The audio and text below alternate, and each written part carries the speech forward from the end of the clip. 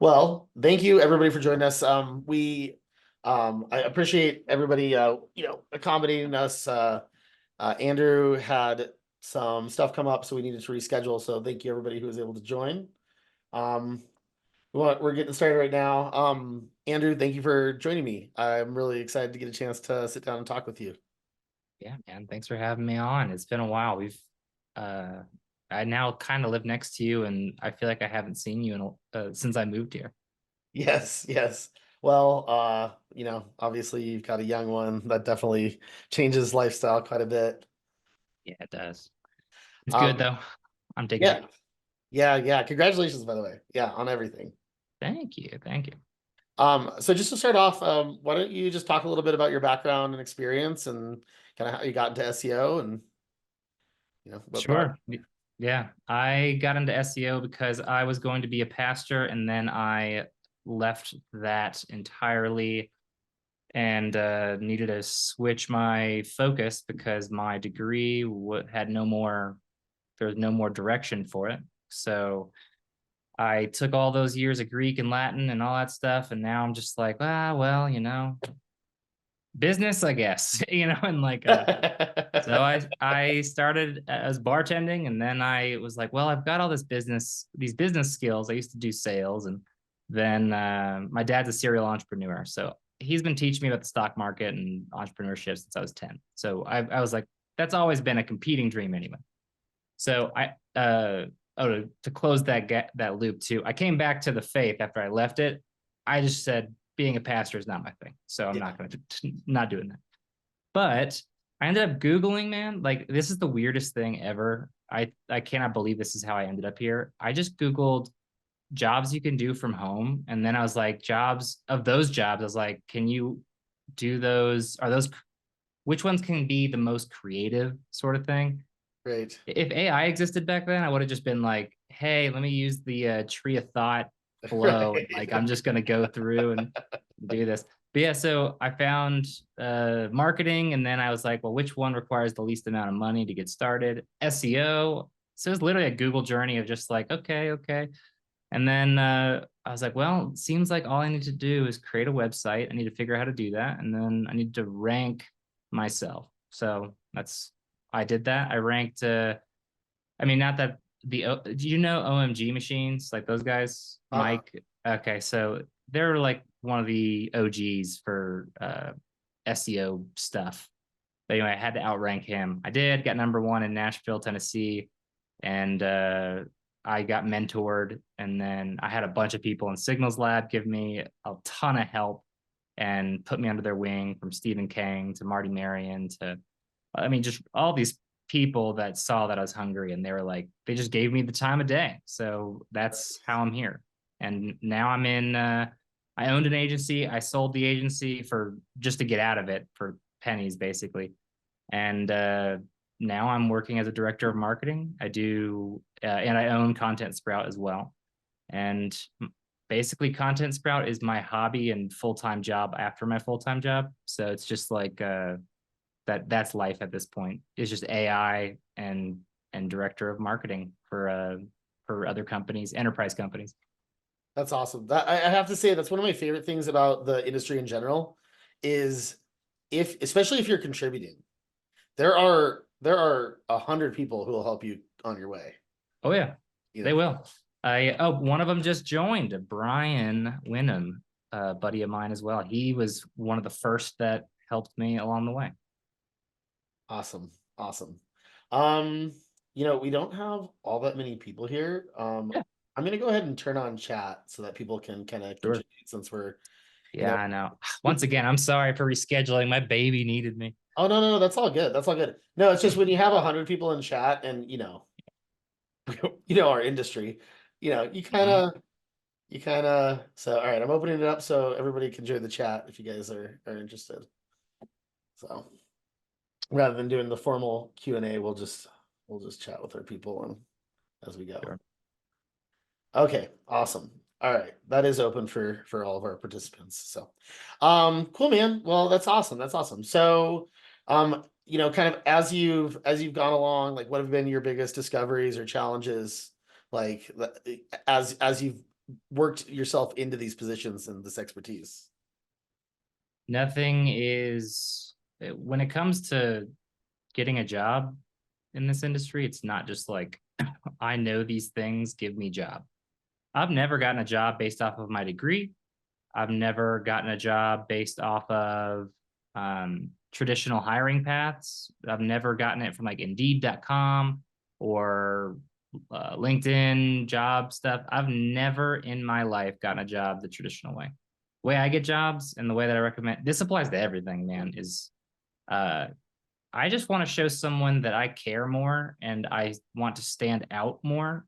So I'm going to do the most creative shit I can. I'm going to write uh do something. I'm going to stalk the shit out of everyone I think I would work with if I had that position. I'm going to reach out to all of them. I'm going to try to solve a problem for them.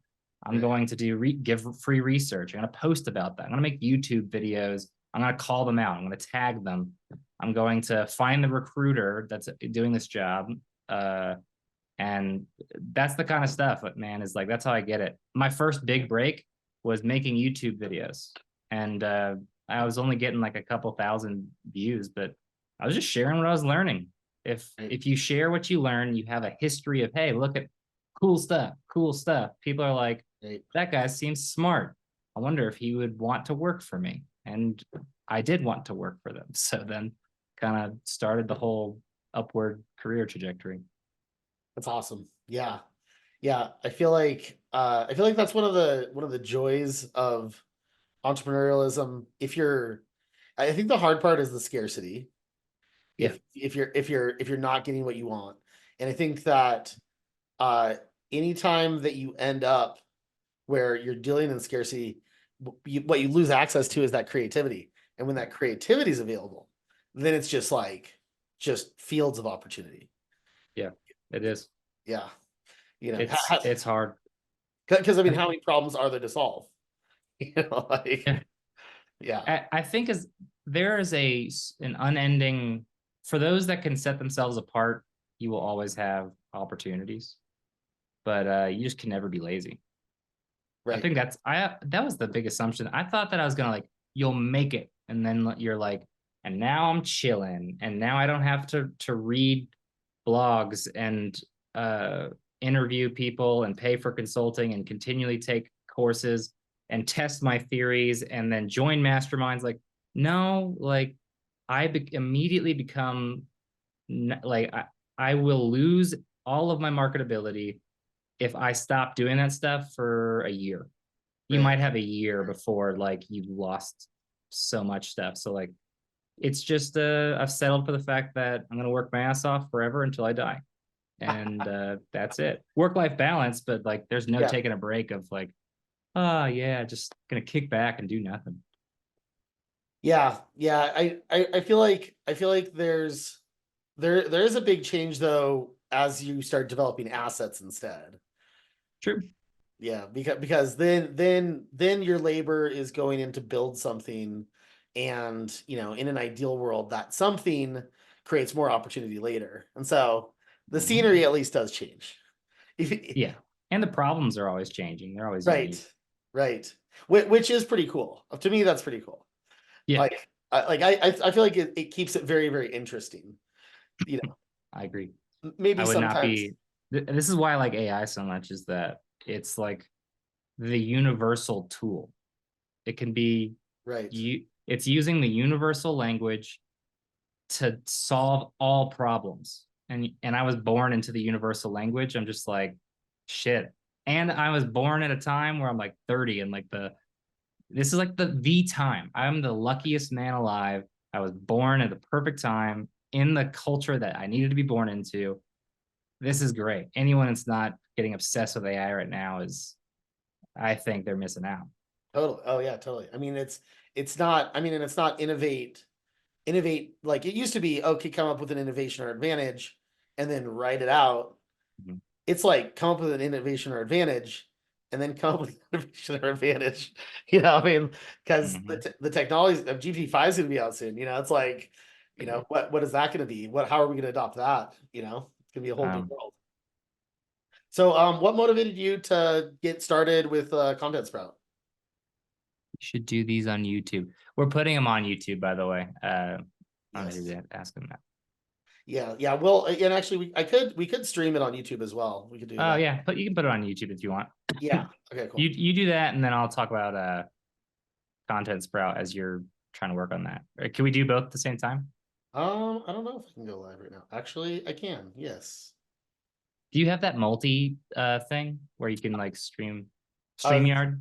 Zoom. Well, Zoom does it now.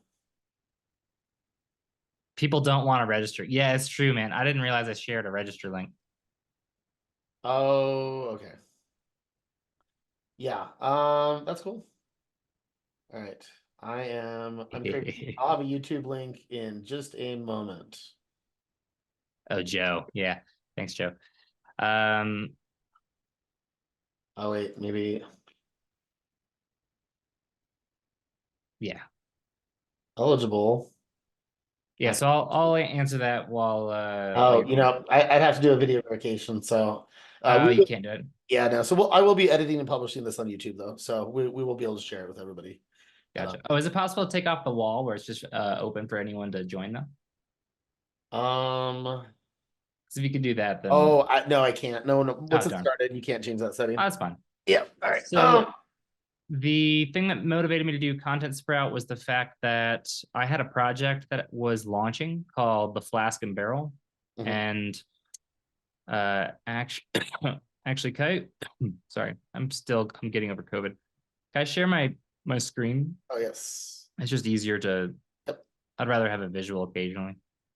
Yeah, I had this idea where my dad wanted to work with me and thought it'd be cool to do something together. So about, I want to say July of 2022, we had this idea. So this is before GPT-3 came out. So we were like, yeah, let's make this site where like he likes collecting alcohol. And I figured, all right, well, I'll make it work. Alcohol is not the easiest thing to do affiliate for, but then I was like, well, we have all these industry connections. Like I know there's a Netflix show on cocktails, and I know my best friend's sister is like connected to all of the people on that show, and like I grew up with her, and she went to my school, and so and my dad knows one of the top distributors in the world as well. And then my dad has met Pappy, like the founder of Pappy. We used to have a deal with him where like he would trade him services and get free Pappy. So like we had all these connections, and anyway, I had a giant need for content. And I bought some content, spent about a few grand on some manual content. And then that's when like there's like this thing in November of 2022, I believe. And then that's when like AI was like, oh shit, like the Tony Stark future that I wanted as a kid is here. Right. And I don't think anyone else saw it as that. Everyone was complaining. They're like, oh, it's so bad at this and blah, blah, blah. Right. I'm like, what the Yeah. hell? Right. Do you not Yeah. see what's happening? I think Yeah. they just don't understand like power scaling and like Oh yeah. how quickly that bell curve. Right. Like this just came out and it's already solving so many problems. Right. And like complete noobs are solving these problems. And that's when I started spending from about November till now. I mean, my heaviest time was about 6 months. I was spending about 3 hours a day prompting and methodically. I was getting every output. I was testing every variable. I would document it in a giant Google sheet. Yeah. And I built this tool internally, and then I was like, I could sell this shit. So that's kind of why I built it, man, was I just went hard and I saw the future of like, this is the world as AI. Any marketer that's going to continue being a marketer is going to need to be aware of all the best AI tools. They need to understand prompting. They need to understand a little bit about data science, maybe a beginning amount of like Python, or at least like what a notebook is. So you can go into like Google Colab and make some like shortcuts for yourself. So that's where Content Sprout came to be. So as you've built this, like as you started to deal with like AI content and try to scale it, what would you say have been your biggest challenges in getting effective with it? Uh, Honestly, the hardest thing was it was all new, and there were, I think my generation of like anyone that's probably like millennial down and Gen Z is just used to the fact that I can just Google anything I want immediately. And that's basically all I've ever had to do. And the fact that that didn't really exist when I first started getting into this, there weren't courses, there wasn't anything. So like the hardest thing was this is all self-taught. I took zero prompt courses. There was nothing there. So I had to just learn. So luckily my degree kind of taught me about how to learn effectively. So that was really helpful. But I'd say that's the hardest thing. Getting if I I'll say the hardest thing about making a tool is consistent results. It's Yeah. very easy to create AI prompts that you're like, okay, I can get an output where one extra follow-up prompt based on what I'm seeing can get me what I want. I learned how to do that pretty quickly. But if you're trying to sell a software, you can't do that because like you can't on the fly have the AI figure out like the slight nuance and then the follow up. You really need to get down to like, all right, I need to make a very, very specific output here. I need to be very, very clear on what I'm wanting. Okay. And I learned that there can be zero room for any ambiguity. I must define everything. I must use every adjective. I must understand the ins and outs of whatever industry I'm trying to whatever I'm doing, really. So yeah, it took a lot of grammar. That's the hard thing. Would you, so then how, and how have you gone about solving those problems? So one of them, I I refuse to share because I think I invented something that no one else has even talked about Okay, ever. And sure. it saved a ton of money on cost. But I will say this, creating a vocabulary where it is very specific of like, this is what I mean when I say this. Yeah. That is, and you have to be very specific. So, like, what is a sentence? What Yeah. is a paragraph? What is an outline? What is, you have to get very down. Like, what does the first sentence say? What does the second sentence say? What does the third sentence say? And then you have trees of if this, Right. then this, if this, then that. Right. If I mean the amount of prompts and Right. like logic systems to just get that going is ridiculous. So I'd say that's how I solved it was I Yeah. stopped for a while. I think I held on to the fact that like I was so enamored by this Tony Stark future of like, oh man, it's as easy. All these tools are like, it's as easy as snap your fingers and like you create it. I'm like, that's what I wanted to believe. And then I hit my head against the wall and like, this is not the truth. While this is true for some things, if you want to compete at a global level, this is not, it's not as easy as that. So once I gave up that dream of like, oh, just snap your fingers. And then I started really putting the work in, then that's when I think the solution started happening. And so I'm assuming that's what you're building into Content Sprout is Mm-hmm. that disassembly and reassembly. Yeah. Uh, it's a it's a workaround for fine tuning. Fine tuning is extremely expensive, by the way. Yeah. But yeah, so you don't need to fine tune something if you are deconstructing the model itself, and that's what I'm trying to do. Got it. Got it. That'll be cool. So, and just so everybody knows, we're gonna dive into some of the more practical stuff as we go through this for but we're just kind of taking a look at some of this. Cool. So, I mean, and that really, because like one thing that I wanted to look at was insights and your method and strategies for building prompts, but that I think that you just really laid that out. And if somebody wants to spend the time to like look at, I mean, because like I'm assuming you looked at the best content that there was, you're like, I have to do better than this. You looked at an output and you're like, nope, and then you just kept constructing and engineering until you got what you wanted. Yep, that's exactly it. And it's just it's a long, long process. But yeah, I would say start like all things, isn't education just standing on the shoulders of giants? It's if you start with lose the pride, and then just see what other people are doing that are better, that came ahead of you in some way. So if it's content quality, I don't believe I can write better content. I'm going to find someone who writes really good content, and I'm going to try to learn from them.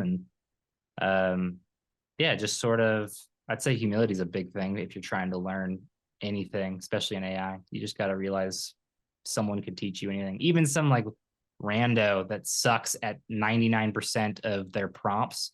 I have learned from people like that, and they had one gem, and I was like, oh shit, that is smart.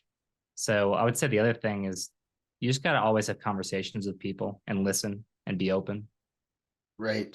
No, that makes a lot of sense. I mean, and you know, I mean, that's the same as it is everywhere in SEO, you know, where, you know, you need to be willing to learn from what people are doing well. And I feel like a lot of people, when it comes to their growth being stunted in SEO, has to do with their willingness to look at someone doing it great and then taking the time to come to understand what's brought them there. And you know, I mean, like, if you want to know how to rank on page one, it's on page one. You know, like Yep. Mm-hmm. and so like having the patience to like figure it out, which I mean, sometimes that's really, really intimidating. You know, so Yep. someone spent hundreds of thousands of dollars to get to page one, and you know, you know, here we are having the audacity to try to beat them. And it's like, well, you know, they did a finite amount of work. It's a finite amount of work for us, you know. Yep.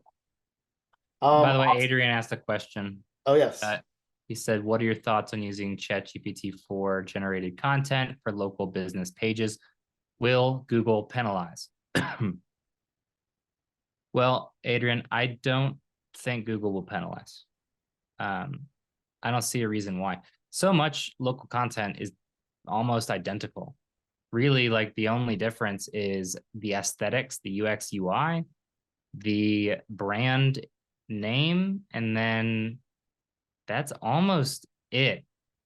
Maybe the depth of content, like the amount, and then the content formats on the page.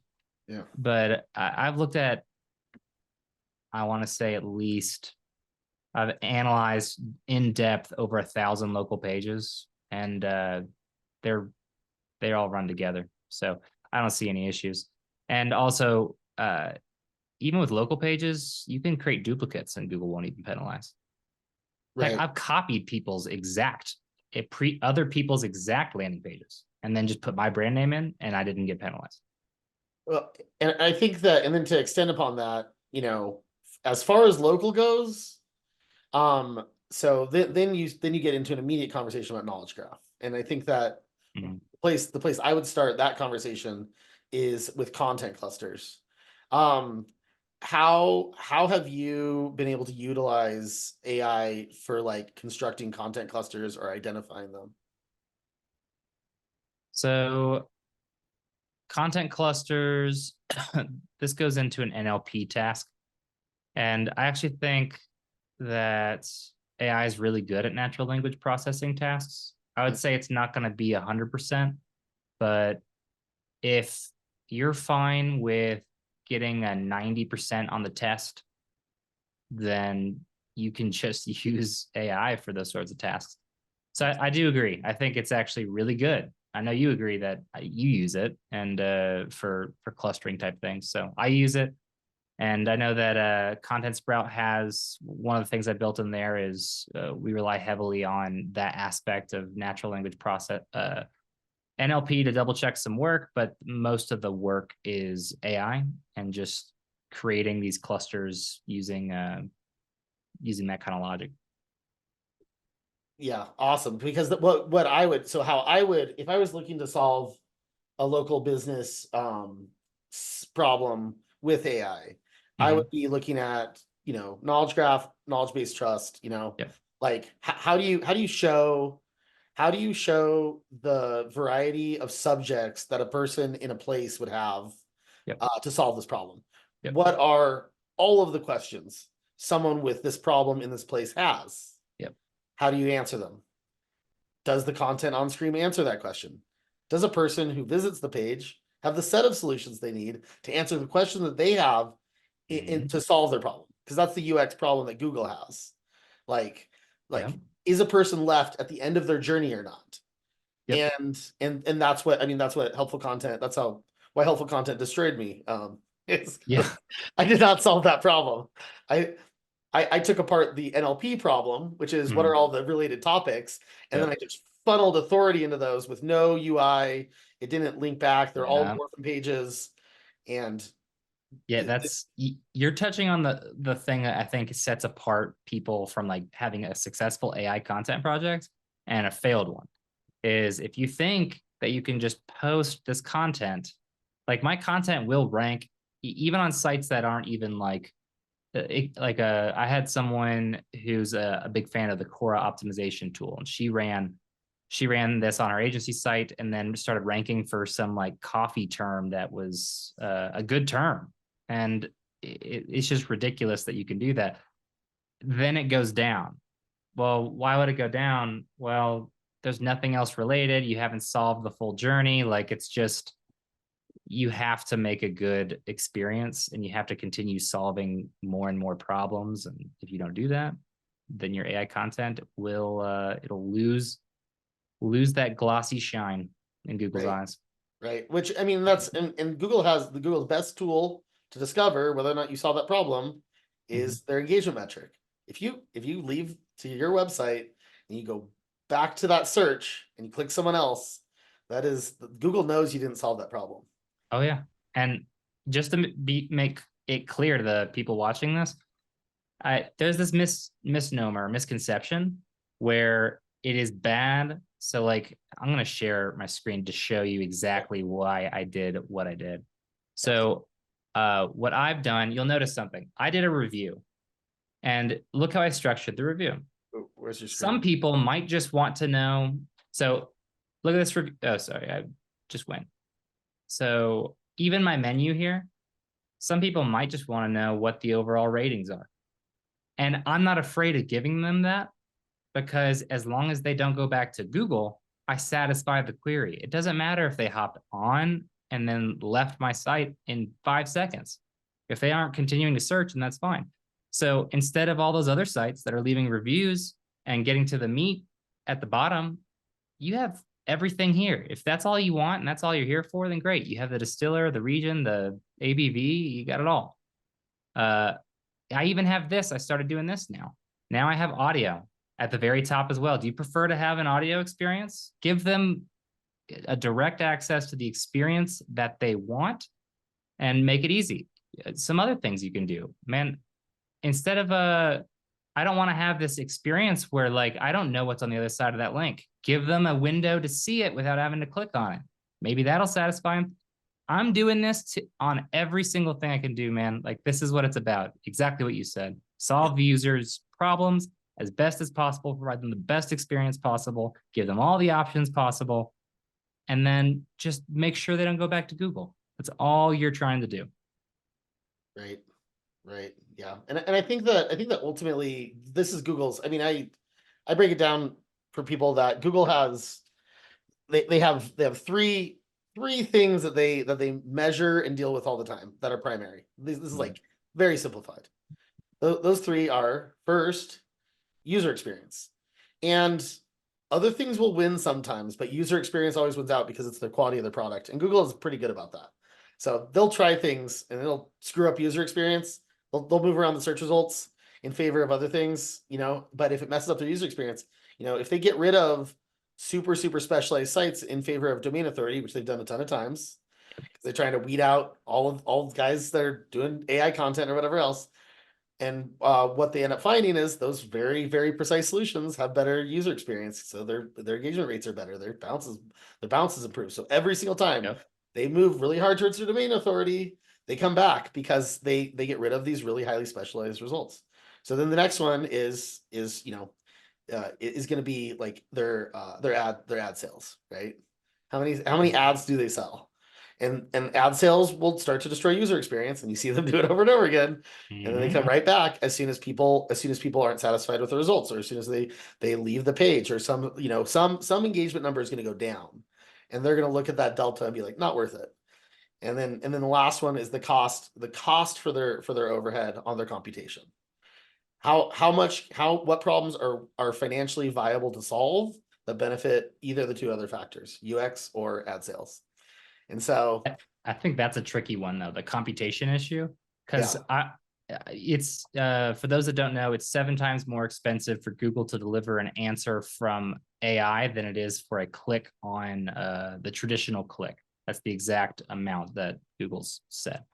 And that means that they don't want that. They don't, that's expensive. And then analyzing all that content is expensive. But the moment that the content on the website or the content that they're using and serving to people is like the flood is too great and the AI is like just stormed the castle and like that's all that's there, it becomes financially very incentivizing for Google. They need to do something. So that's when I'm like, okay, exactly. I don't want to be part of the problem to push them there. Right. But I don't even want to get there because like AI is a pretty cool thing. It's like I was in a family of four kids, and like, hey, don't rat on this thing like that. We found mom's cookie hiding spot because you're gonna ruin it for us all. That's how I feel here. I'm just like, don't ruin this, man. Well, and I think that's Google's thing when it comes to eliminating AI content. It's eliminating AI content that most affects their UX. Yep. And I think that's what they're going to look for. I think that, I think that ultimately their goal is the same. Yeah. As long as people get what they need. And so Yeah. if AI is used to give people what they need in the best way possible, I don't see that ever being something they want to get rid of. Because if it's the better solution, that's what they want to serve. Well, they only want to serve it though if they have to. They're Right. not going to want to serve it if they don't have like. I would say that they're only going to push the AI solution if there's a long-term business viable reason for it. Yeah. They don't want to give anything to Bing. My personal theory is that Google's trying to reach a point where it's just trying to circumvent content creators. And it's already lobbied in such a way and passed certain laws, helped pass certain laws, where Google owns the AI content that you create. So if at any point they want to pull the trigger, I've already seen them accidentally do it by leveraging, what is it? They surfaced Bing results, or not Bing results, Bard results. There's like a specific, every chat you have has a link, and they surface that as a SERP ranking position for queries. Oh, They so caching the cost Yes. of the computation Yes. in use as a solution. And they're watermarking all the content. They're trying. I just think that like, yeah, Google is this whole Google stepping into AI thing. I think they're playing a long-term game, man. And I'm scared. I don't want to use Google because I'm afraid of that. I'll continue to use OpenAI or Anthropic or anything but Google. That's interesting. That's interesting. So when it comes to what we still have to work with, which is knowledge craft, which still does Yeah, benefit us. that's How would you, what is your strategy to go about influencing like entity structures with AI content? I can get a lot more detailed. Yeah. That's Do a you want simple to, answer. It's like yeah. before it used to take Okay, yeah. so much. It's not worth you the time of getting into every little specific detail and stuff. It's just hard. So what I do is I keep a library for every company I work with and for myself of information. Who am I? Where I went to college, my age, my like all that stuff, anything associated with the knowledge graph, I keep. And then I'm going to have AI then interact with it. And then Right. that's it can be used for so many things. So that's the way that I influence the knowledge graph is without getting too into the weeds. No, that makes tons of sense. Like, so you make content that's self-referential Mhm. within your topic cluster. Yeah. So you add that referential content, which then is giving you a way to build your content cluster, Mhm. signal entities. That's brilliant. That's brilliant. That Someone makes, said there's no sound coming through here. Might be on you. I think other people can hear. We haven't had that complaint yet. yeah. Might be us. Hope not. Okay, yeah. Joe hears. So that is just AB. Okay. All right. Sorry, AB. You got Okay. to figure that one out on your own. Okay. Awesome. Awesome. So then, what has been, I mean, because like you've done all these experiments, what's been your experience ranking AI content on its own? Like no links, just No links. yeah. Uh, honestly, it's good. We have a lot of clients that have ranked, but I don't think we've had a true zero backlink sort of thing. It's hard to, when you work with clients, you can't just say, hey, I really want to experiment so I Right. could like talk to my friends about how I was able to do this thing. And they're like, that's not going to work. So, you know, because SEO is about a confluence of ranking factors all Right. happening at once. And Right. that's what you should do. Now, I have ranked content Yeah. and I'm doing pretty well. So I do have an experiment that's going on right now. Cool. And I can show you what it looks like right here. Awesome. Search console. And this is the results I've had so far with 0 backlinks. But this is the first time I've ever been able to have Flask and Barrel is my first time trying to do this.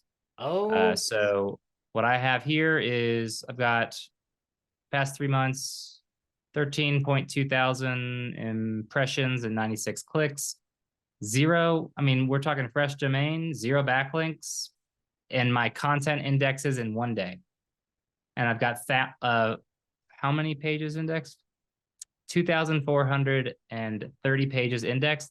If I put links in this, I know I'm going to go like crazy, but I am holding off for the sake of exactly what you're asking me, which is what happens if you just do content and no backlinks. I'm curious. I'm not doing anything.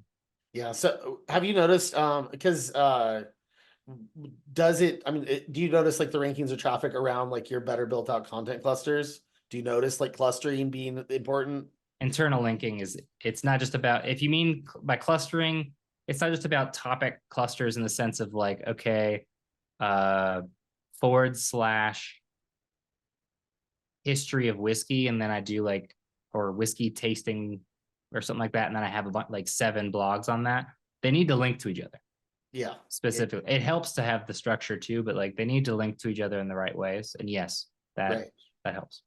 Yeah, I mean, like, what makes the most sense from a Google standpoint, and this is like a computational cost efficiency thing, is if you looked at a Venn diagram or you looked at, of all of your pages on your site, none of them should be on top of each other too much. Like, you should have clear delineation between thing and thing, and you should use that separateness to connect them together so that they're referential. Yes. You're going to be repeating yourself over and over again, saying the same thing about whiskey and like, how long it takes to brew and stuff like that. You should be referencing a brew piece of content that's like about the brewing process and the lifetime and stuff like that, rather than explaining that process over and over again in your content 100 times, in my opinion. Yes, that's exactly it. And what I really like what Corey defined this as. He called it supplemental content. And that's just the right term.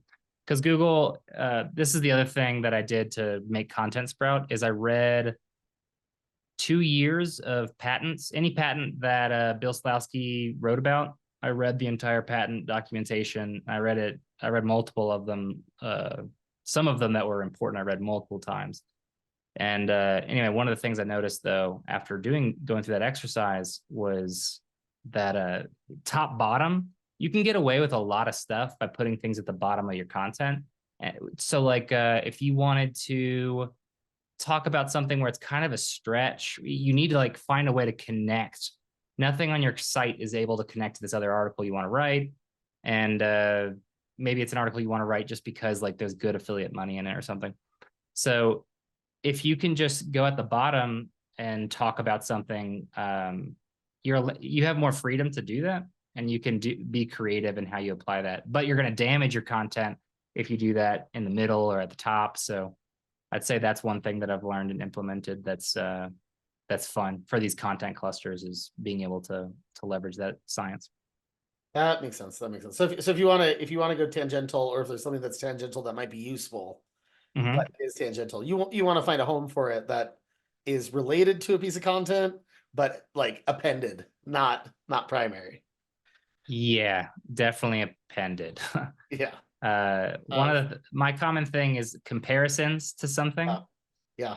Antonyms. So if you're talking about the benefits of something, then you could talk about the opposite side of it, of like what are the wrong things with it. Right. And a lot of times with antonyms, there's all sorts of entities of like that you could connect into by doing that. But yeah, those are those are all different ways to connect to some other things. That's actually kind of interesting because like long tail strategies could become really detrimental with helpful content, because Yep. and so it's almost like your long tail strategy is your like appended like deep content like down below. So your long tail targets should live in something related almost, in some way that like connects to them usefully. Yes. Yeah. It should always be useful. Never go. Yeah. Here's the other thing with helpful content that, and this actually was, this is one of the reasons in that screenshot or the screen share I did of my index pages, there was like 7,000 index pages that were thin, like worthless pieces of content. I meant to no index them. I forgot to. Instead, I created a sitemap and submitted them and did all this stupid stuff. I'm like, oh, wait, that's right. These weren't supposed to, I wasn't supposed to do that. Right. So helpful content is if you have content that is not being crawled frequently, if you have content that is not ranking for anything, and if you have content that the user, low satisfaction in the user journey, that's the definition of helpful content penalty right there. Right. If thin content, that's going to hurt you. Yeah. So even if you have quality content everywhere else, so you got to make sure that the what you link to is good and that journey's sustained. That's awesome. This is awesome. This is some really good content strategy content. I just have to say. Sweet. This is what I do all day, every day. Yeah. No, this is great. This is great. So now, and also before, I just want to make sure because I don't know how much time we have. I have I made sure to write this down. We can send this to people, but I have mid-journey prompts, and then I've got like some different rules to help people like with prompting for like text prompts. I've got like some my favorite hack for like OpenAI's, like just like kind of like my content research strategy prompts. I've got a bunch of that I'm willing to share at some point. Cool. Yeah, we'll figure out a way to get those links into the video so that when I put it on YouTube, I'll link to all that. And make sure that goes back to you. Awesome. So honestly, we can go as late as you can go. Or do you have a hard stop at 5:30? Probably 6 will be my hard stop. Okay, cool. All right. Yeah. So we have a couple more pieces of technical stuff, and then I wanted to take a look at your software and kind of like go through that a little bit on how you can nerd out. Yeah, let's do it. Yep. Awesome. So then the next thing is, as you're building out all this content, have you noticed, like, have you done any experiments with Schema when it comes to how you link these together and everything? Oh yeah. Schema is like, I don't understand how it is not being used heavily. Every single SEO strategy I've ever heard of, all of them, without exception, are just, people are doing them right and left. As soon as they hear about like parasite SEO, it blows up like crazy now. And like everyone wants to do these things. I've been talking about Schema since Terry first mentioned it. And I saw him in Vegas and he mentioned Schema. I go, shit, that makes sense. Yeah. And Schema is so big and the biggest competitors aren't doing it. Yeah. Like literally, so let me share this again of like how to do this. So like Schema markup validator. I did this pretty quickly, but it works. So let's just do Flask of Barrel. The home page at least. Is it organization? Okay, so with Schema, the idea is you have 3 kinds of databases that exist that Google's operating from. In 2018, Google decided to start prioritizing entity databases to understand and measure content. So factual, the degree of factual content for health and stuff. This is one of the reasons why I'm pretty sure Dr. Axe got hit so hard was for this reason. One of many reasons, but that's a huge one. So if Google's doing this, we know for a fact they created Freebase in 2014 and then they got rid of it. And then they said, we're going to just trust Wikipedia. So, and other databases. Then we have Google's scientists saying Christian Balzov wrote entity-oriented search. It's a really good read, light read. You should read it 400 times. It's an amazing document. And he talks about that, search engines should be using any database. As long as it's structured, you have your source of truth, which you can measure any database on. And if you have this, because they're super cheap to crawl, it's all about scaling, like crawl efficiency, crawl budget, all that stuff. And then you just need to be able to trust the results. So this is what entities are doing, and this is what Schema is doing, is it's saying, hey, you know that unstructured knowledge base, which is what a blog is? Right. And Wikipedia, by the way, is a semi-structured knowledge base, and Wikidata is a fully structured knowledge base. I'm going to give them a fully structured knowledge base referencing a semi-structured knowledge base underneath my unstructured knowledge base. And I'm going to tie all my content together. So it's just, they're reading that first. They read that document first, especially if you put it in the DOM. Yeah. And if you put it in the DOM, they can't even read it. This schema is not in the DOM. This is why you can see it, but I'm not going to get into the weeds of the DOM. The entity clouds, if you want to just pour gasoline on whatever and do schema like it should be done, entityclouds.com, you should do it. So here's what schema is. I'm going to declare, just like your previous example of with Terry and Clint, I'm going to declare my brand is this, because I want them to tie together what I'm doing on Facebook and YouTube. I want to do it quickly too, especially if you're not a well-known brand. I want to declare what I know about.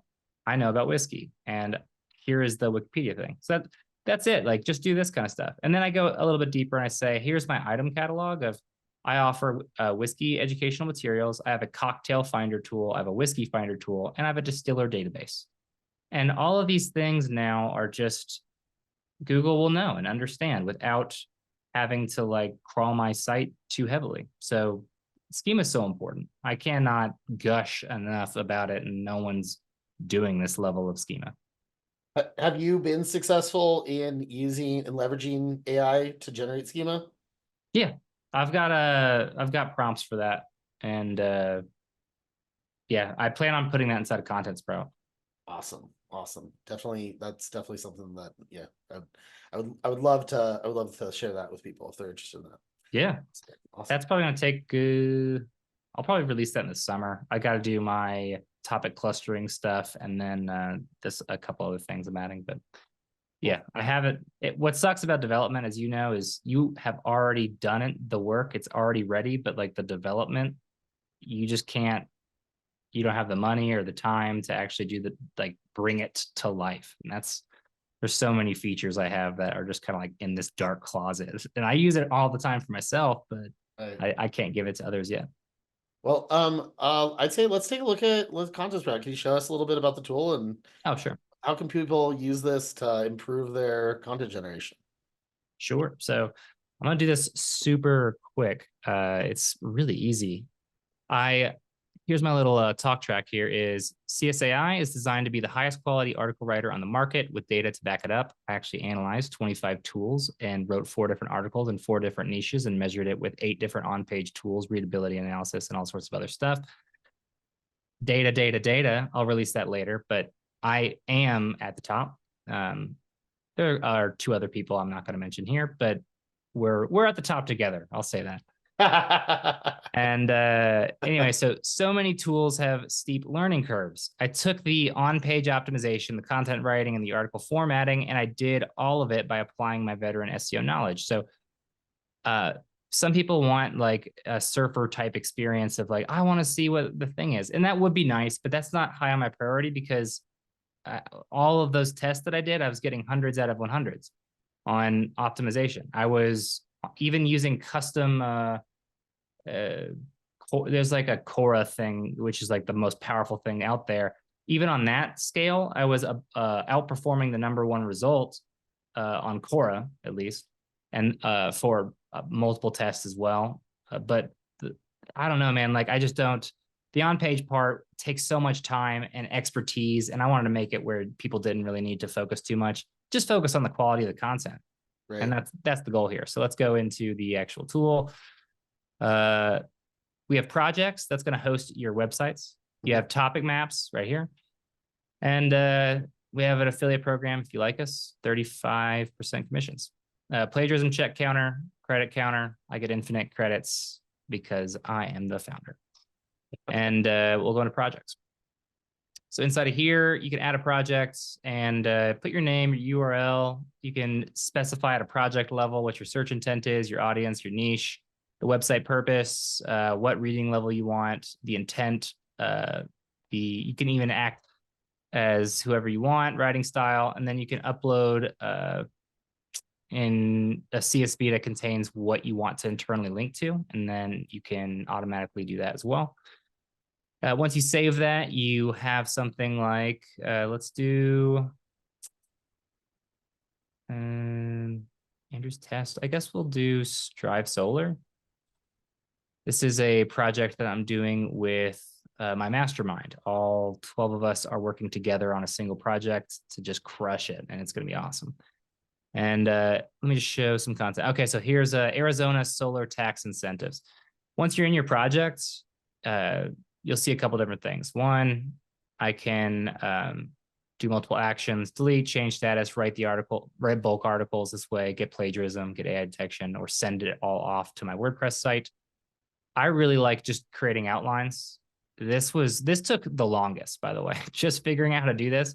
The science behind my outline creation is when I invented a way of prompting that no one has done before. So like it used to take 3 to 5 minutes to create an outline. Now it takes 20 seconds. And it is such a good outline, in my opinion. So the way that you want to typically do this is if you really want to make sure you get the best output, then do a little bit of research first, where it just says like cleaning house schedule, and then colon. And then what I'll do is if I know the general direction that I want to go, I'll do that. Daily, weekly, monthly. What's the other one? Not monthly, seasonal, annual.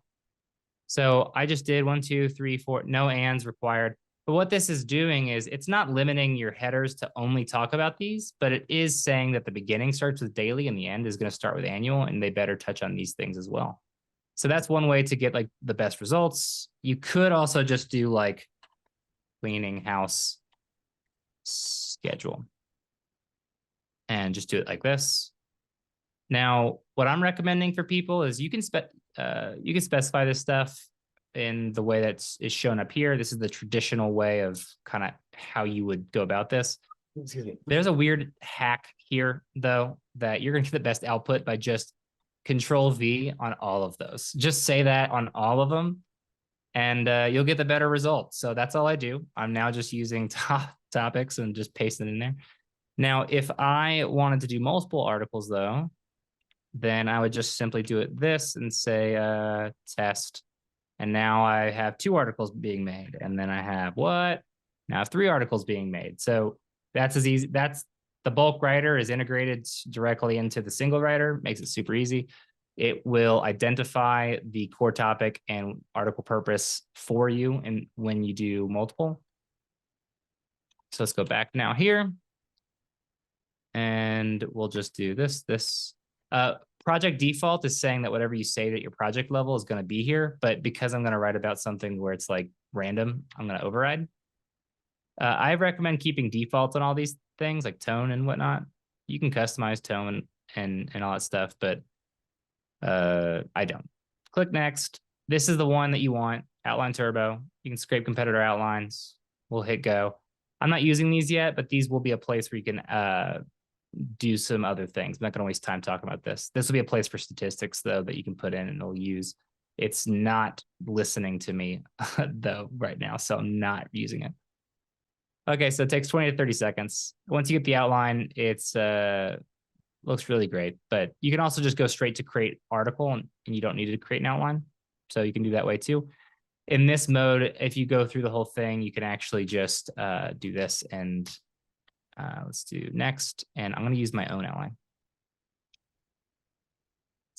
So this one takes about a minute. So what it's doing in this scenario is it's doing a bunch of research for you. So it's going and grabbing all the information relevant to this and putting it inside of the system so that anything that we do as a part of the tool, it's going to store that knowledge. And even when we have a built-in GPT editor where you can ask it questions and it's going to pull from that to answer some of your questions. So let's look at the actual outline. we're still working on the actual making sure that this works where it's getting the all the headers. It's kind of complicated, but it pulls it up. All you have to do is select whatever you want. You can select from multiple sources, and then if you hit add to outline, it just appends it to the bottom if you wanted it to do that. If you don't, then don't worry. You can drag and drop like this. You can drag the whole thing. This is more of like a UX thing. I just go here, man, and like I can just delete the whole thing if I want and like enter in my own outline, and it'll use my logic to write your article. So if you want to write in Spanish or 15 other languages, you can. I had a native Spanish guy say it was the best content he's ever written, even amongst native writers. And that was really cool. So I always recommend professional mode because this is same thing I did with all of those Google patents I did with AI. So I've read so many so many papers on how to do AI. I'm applying that here. I'm applying what Google DeepMind scientists are saying, recommending, and Princeton scientists are saying. And I have a very specific process for, I literally write the article twice.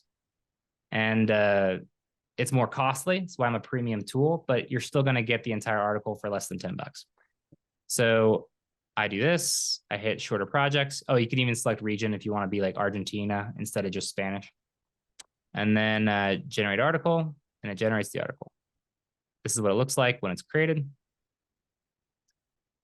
So you have your word count, header count, internal links if you have them. You'll have great content that doesn't really, you'll notice it doesn't do that junk that other AI tools do, which is really beat around the bush, and just like not start strong. Right. One of the things that's really important about SEO, and this is what makes me a little bit more on-page optimized, I think, than others, is the first sentence matters so much under a heading, and you need to repeat what that heading is. Try to format your headings as questions, and then repeat that question. What are Arizona solar tax incentives? Arizona solar tax incentives are financial mechanisms designed to encourage the adoption of solar energy. These incentives encompass a variety of benefits, including federal and state tax credits, sales tax exemptions on solar equipment, and property tax exemptions for solar installations. Targeted at both residential and commercial properties, getting now what we have is we're expanding this really good structured thing here, and it's getting more into what those incentives are for. They're for residential and commercial. They aim to do this. So the whole structure is really nice. I can generate a table of contents. There it is. And copy and paste it, put them in there if I want to. X out of that. If I want to do an AI article analysis, I can hit that, come back in a little bit, and then AI is going to find out if there's anything I need to do to improve the article. As you can see, there's bold on important words and concepts. We have tables here as well. So we have the federal solar investment tax. My tool hallucinates the least out of any AI tool I've seen. And we have the description, we have the benefit, we have comparison with other states, we have success stories. Google has no way of knowing if that's real, but it helps. So anyway, you put all these here. We have very specific information all throughout, tables, lists, all that good stuff. Wow. And now if we go to AI article analysis, here are the ways to improve it. So it's telling you exactly what to do. If you don't want to do this manually, you can you don't have to. It'll apply all of those by me just doing rewrite article. Everything it just analyzed, it'll implement it for you if you want. We could do improve a highlighted section if you wanted. I'm not going to go into that one, I think. I'll do the GPT. This one's pretty cool. So let's say sometimes you do, like, we're not perfect. Sometimes your intro won't be what you want it to be. So I'll just do this. And if you want a prompt, feel free. Rewrite this opening paragraph to the article titled Arizona Solar Tax Incentives. Here is the text to rewrite. Make sure it is simplified verbiage and use short sentences.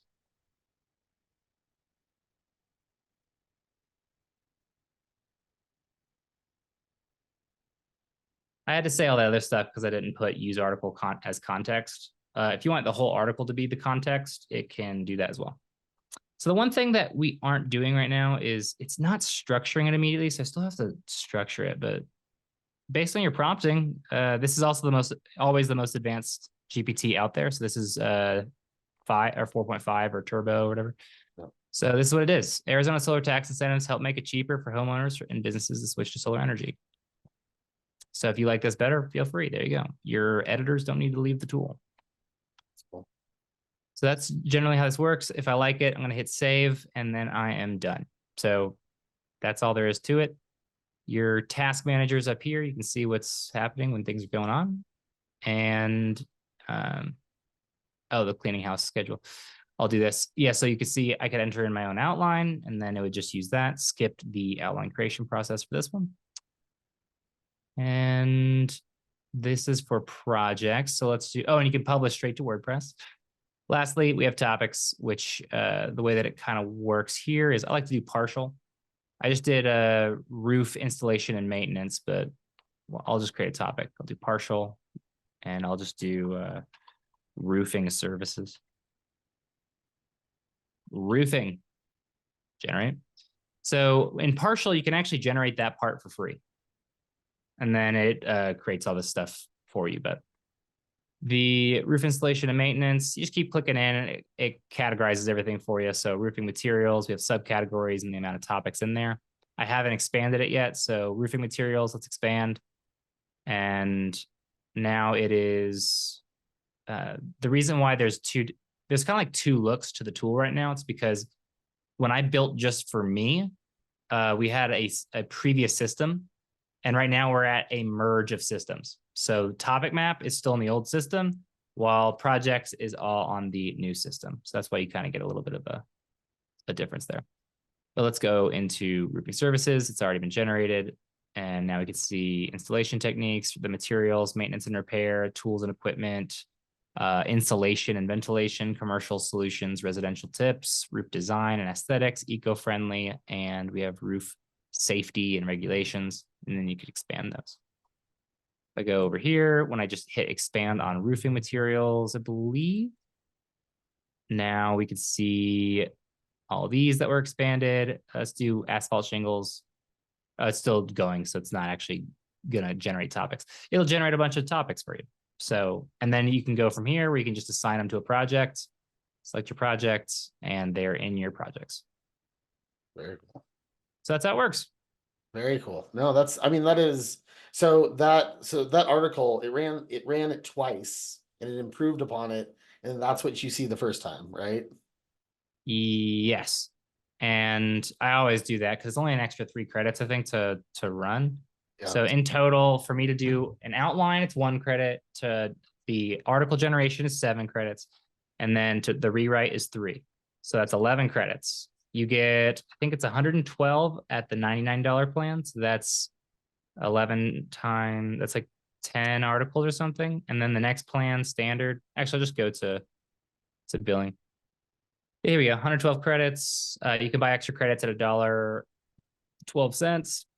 Here it's 88 cents per extra credit. Here's definitely the best value by far. And this is what I made this primarily for agencies anyway. The goal is like create a bunch of content here. So agency, 497, 800 credits, and yeah, you get a ton. So I think that's like 77 articles or something for this one, and then around like 30 articles or something here. Well, I mean, and so what I've noticed from our you know what? One thing that I really want to talk to you about was like workflow, like when it comes to integrating AI content. Although what's interesting is though, I mean, like, you know, I'm sound like I'm just shilling for you, but because of how well you drill down into your topics, because a lot of the workflow I found with AI content is how to get your topic to serve an interest effectively. AI will talk about a thing, but it won't solve a problem very well. So you could generate content that talks about a thing all day long, but it's literally just like a computer talking at you.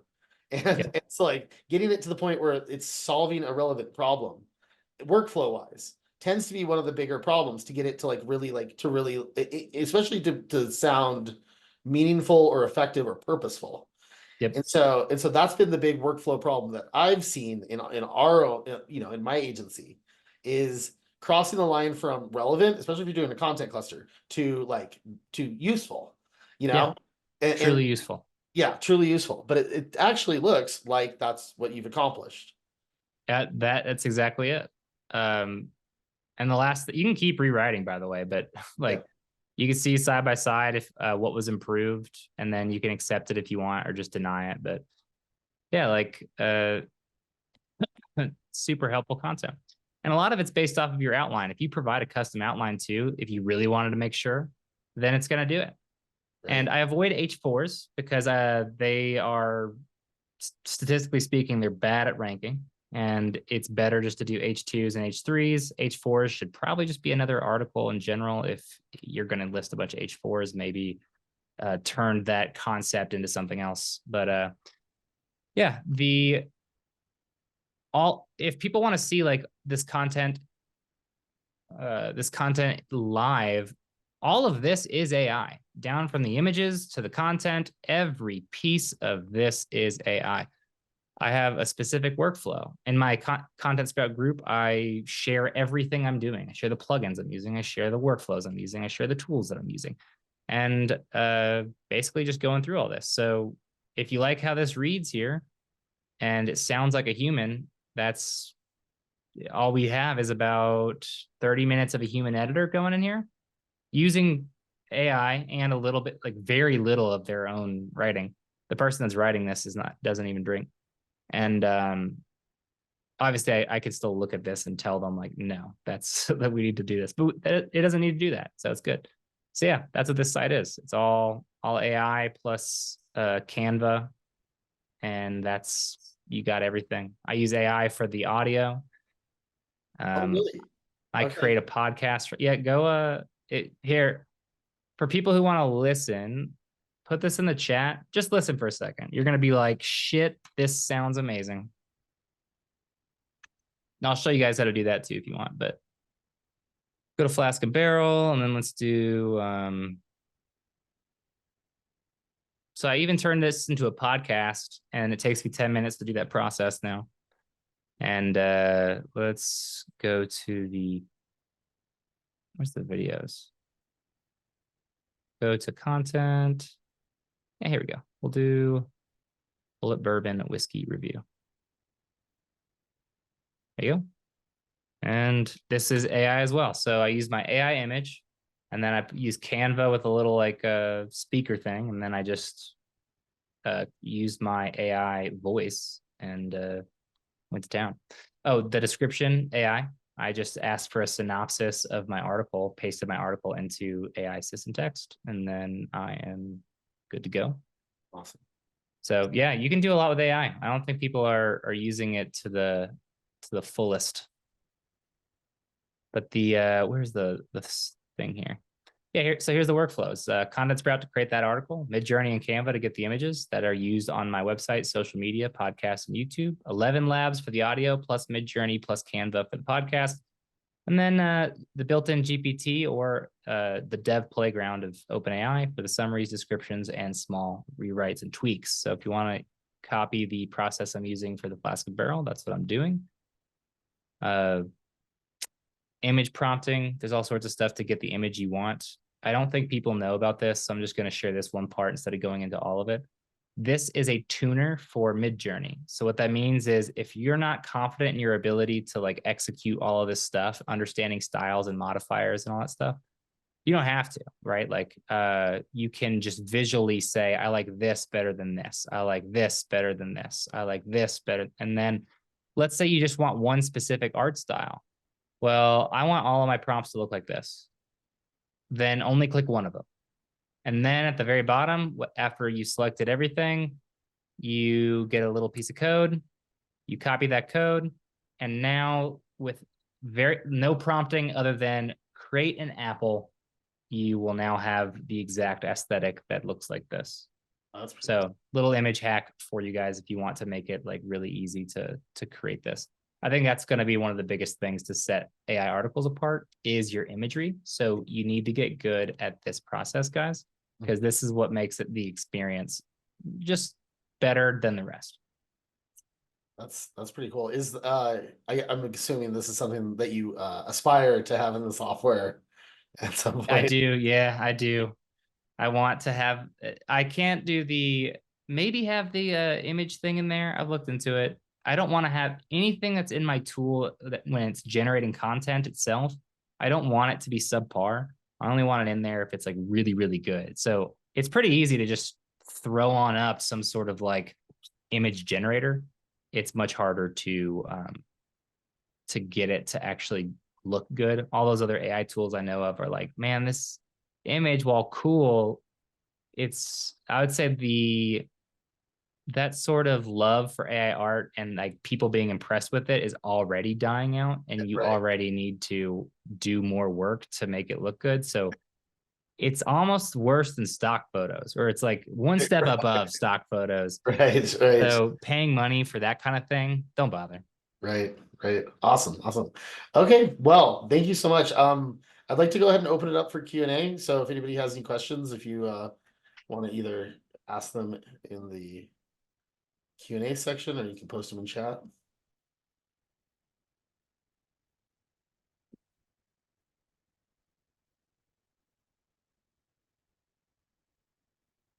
Okay. Oh, what is yeah, see that? Yeah. So Adrian asks, what is the monetization on Flask and Barrel site? I don't see any ads. On accepting other languages as outline. You don't need to do other languages as outline. You can just put in the English one, and then we will create that language for you. So, for example, let's do, where did I do the Spanish one? The Andrews tests. I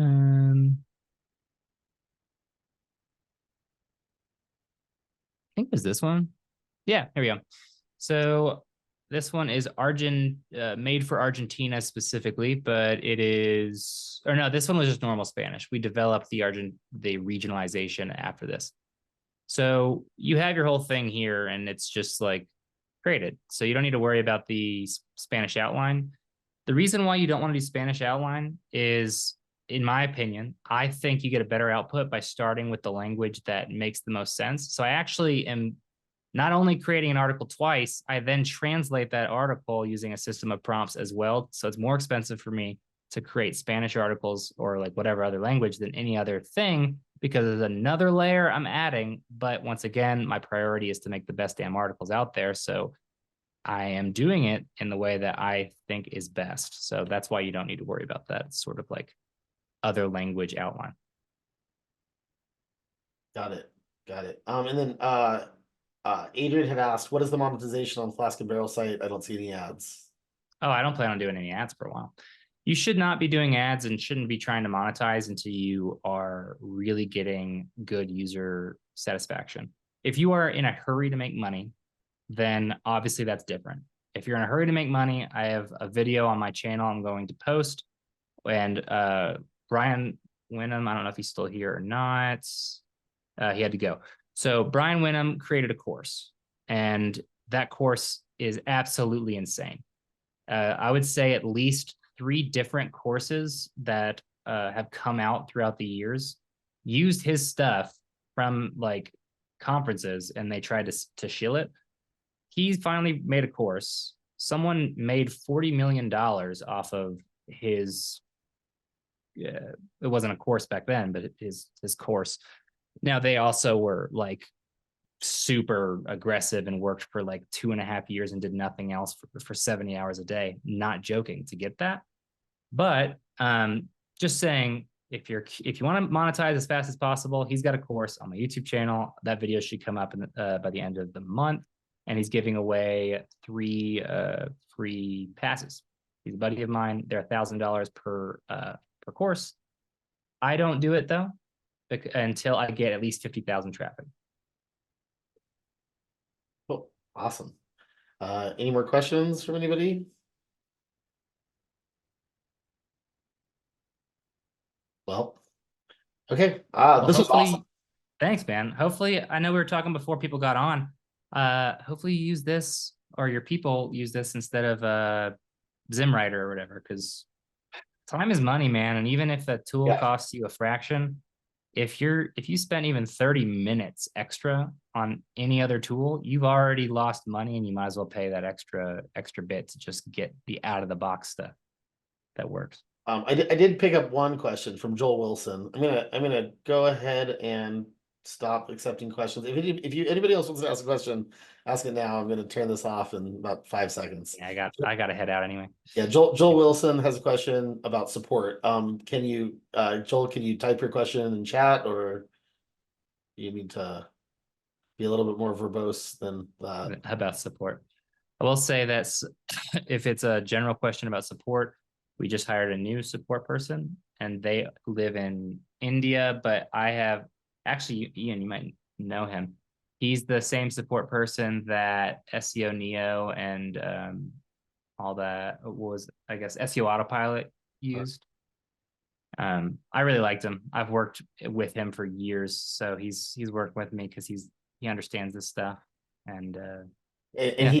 he can help people. Joel's concern was, how hard is the learning curve? Oh yeah, if you watch this video, you'll see that like it's zero hardness. You know, I mean, that's me. Ian, what would you say? You have not interacted in this tool heavily on your Oh, own. Based on what you just saw, out no, of 10, you won't hurt my feelings. How hard do you think it is? 1 being least hard, 10 being hardest. honestly, I was, I'm blown away. That's excellent. I mean, in terms of like simplicity, very, very good. Like I Mhm. said, so like ZimWriter is also hard to use, but um, you know, uh, besides that, the difficulty in ZimWriter is getting the content to work the way that you need it to. Just so you know, Andrew, you keep messaging hosts and panelists. You need to go to everyone. Oh, it's just thanks, Bill. Yeah. Yeah. Yeah, awesome, awesome. Thanks, Phil. All right, well, that's gonna do it for today. This was great. I definitely got some value out of this. Just in terms of how you think about content and solving problems and seeing how you've done it using AI. Like, I think this is very, very useful information. There's the theoretical level that you really got into in terms of how you solve problems. I think is it Cask and Barrel? Is that the right URL? Flask and barrel, yeah. Flask and Barrel. Flask and Barrel is a great case study on how to solve problems on a page as part of user journey. Like, I think that is an excellent example of how to make sure that you have minimal bounce rate, that people are converting and they're staying and they're solving the problems. I thought that was fantastic. So I Dude, definitely thank you. Yeah, like I'm proud. I'm like equally excited. I like Flask and Barrel as much as I like um as much as I like Content Sprout just about. cool. So just so everybody knows, I'll be posting this, and I'll be sure to have links to Andy's software, and as well as any other resources that he's made, that he's shared with us, so that you can access those. Andrew, thank you so much. It's good to see you as well, man. Good to see you too, man. Thanks for having me on. If you guys have any questions, I answer all of them in my group. Cool. Thank you. I'll include a link to the group in the video description as well. All right. Have a good night. Thanks, everyone.